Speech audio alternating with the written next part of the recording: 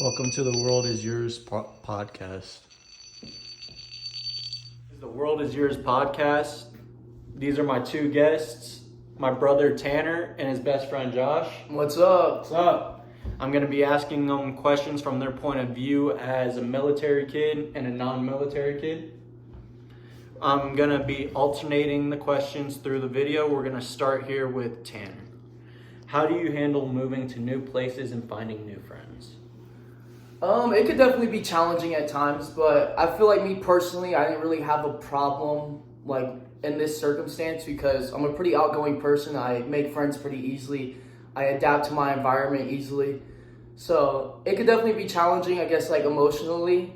It's kind of sad, like leaving friends behind, or you don't know what to expect when moving to a new place. So, but yeah, it could be challenging, but it wasn't too bad for me personally.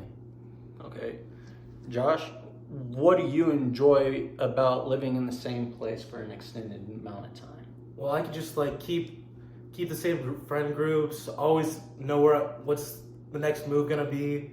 I never have to find new friends. As an introverted person, it just helps that like I know what's happening and I'm not thrust in a new environment every couple of years. So I like that it's the same old pretty often. Okay, that makes sense. All right, Tanner, what is your most favorite part or challenge of being in a military family? Favorite part would definitely have to be moving around. Actually, would definitely be one of my favorite parts. I get to see different parts of the world, different parts of the United States. I get to see new places. So that would be definitely my favorite part. Least favorite part was probably parents being deployed. I mean, that was the most difficult part. That definitely took some getting used to, but yeah, I definitely say it was more positives than negatives when it came to being a military kid. Being a military brat, I can relate with the parents being deployed. It is a very hard time. All right, Josh, have you ever thought about what it might be different outside your country or outside even your city? Absolutely. I've thought about like how my life would have been different if I was born like say overseas or in a different even state like California. How I would be different, people I know would be different. But being born and raised in one place helps it I'm who I am. So I can't really change it. Can't really look back, but I've definitely thought about it before.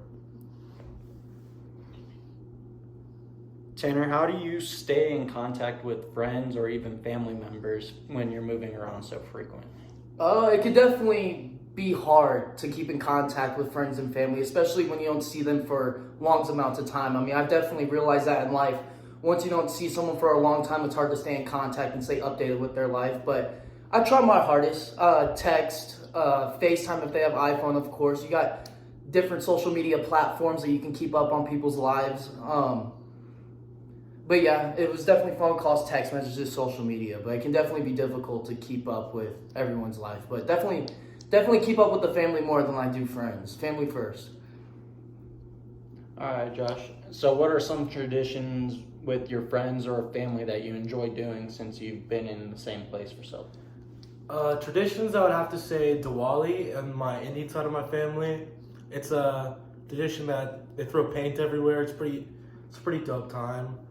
And it's just like, it's pretty unique. It's a unique like celebration that you don't really get to see like anywhere else.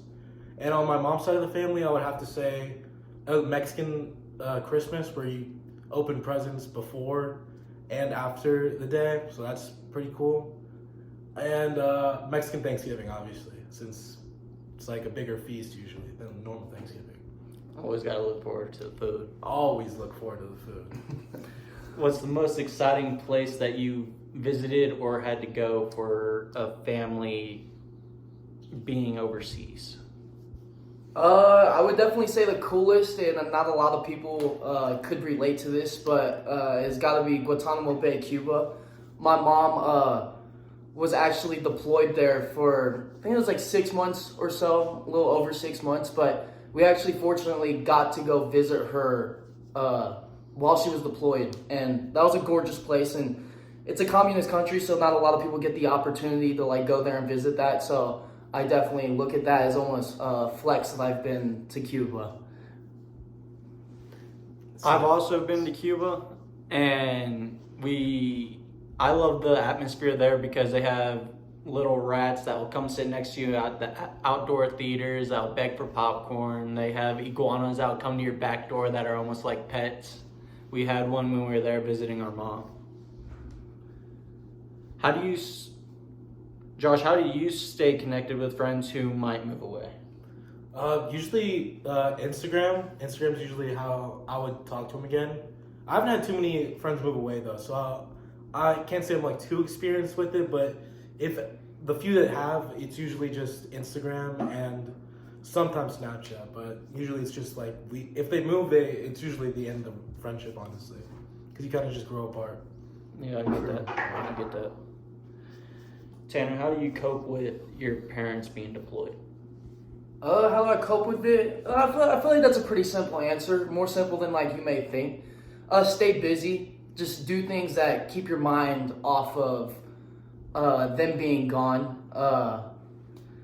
Like work. I work, especially when I was younger, I was playing a lot of sports. I was busy with school, so I was just staying busy, trying to keep my mind off of my parents. If one or both of my parents were gone at the time, I would just stay busy and just keep my mind off of it. And it would actually make time go by faster when I would stay busy. If I would just had sat around and not done anything, I mean, I would have more time to think about it. I would be more sad. I'd probably become more depressed. But it's all about really just keeping busy and doing what you like or what you want to do, honestly. For sure. All right, Josh, what do you think kids could miss out with their parents being deployed or stationed somewhere else?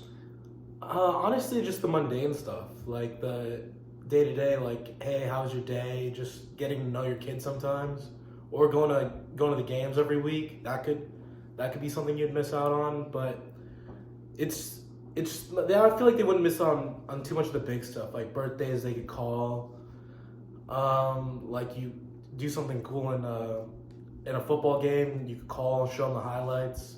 I think it's just the mundane day-to-day stuff they'd miss out on that like helps you grow a relationship with your parents. Tanner, do you feel like it made any difference when Dad would call instead of not being there for your birthdays when he was deployed, or your mom?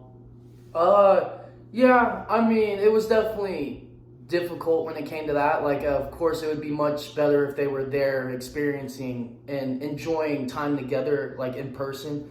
So that definitely was difficult. Yeah, I mean, over the phone, like, yeah, that still means something, but I guess it's just more genuine when it's in person. So.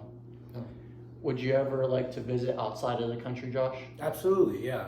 It's my dream to go over to Europe, and hopefully with this guy, go have some adventures. But yeah, that's a dream of mine for sure. Go see Spain, France, maybe England. Yeah. If you have been out of the country, where have you been, Tanner?